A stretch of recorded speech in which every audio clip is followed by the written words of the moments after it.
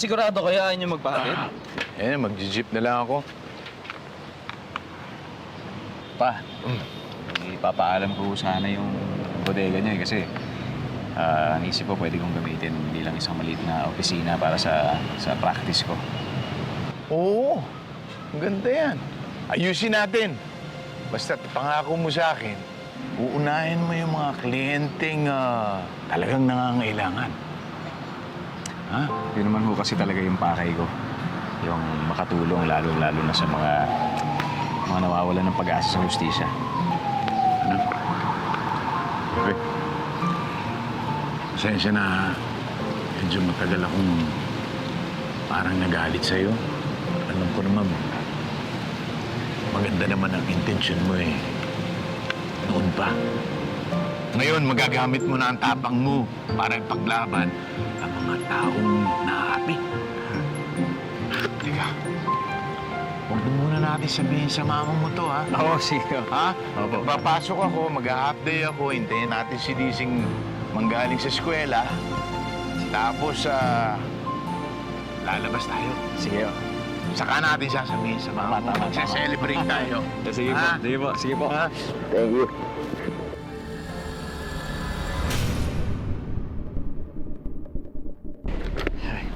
Pa, nga pala.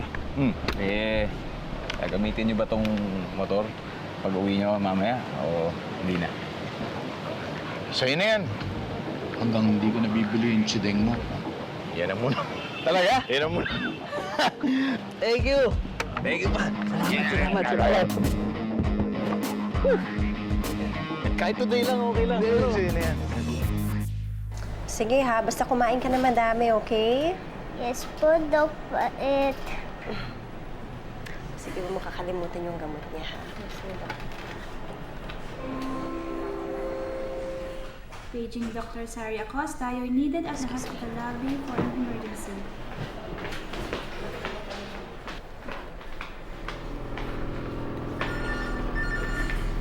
Weng, may pager daw for emergency. Ay, Dok, napaka. Sobrang taas ng lagnat. Okay. Sobrang hot, sobrang init. Asaan? Ayun.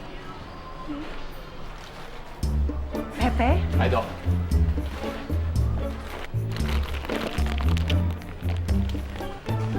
Aray, sabi ka naman.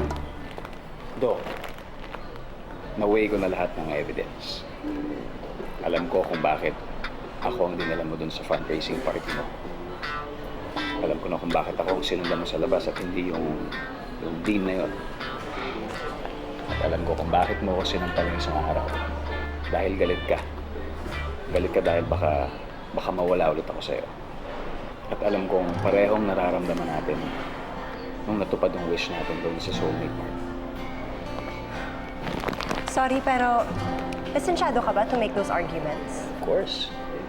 Attorney Jose Paulo de Jesus at your service. Sari! Sari, what are you doing? Doktora ka. Mom, this is Pepe. Pepe, this is my mom. Hello po. Hello, Pepe. Effective yung sampal. Pero naman in a public place, ha? Huwag kang maingay yung rinig eh. Love you.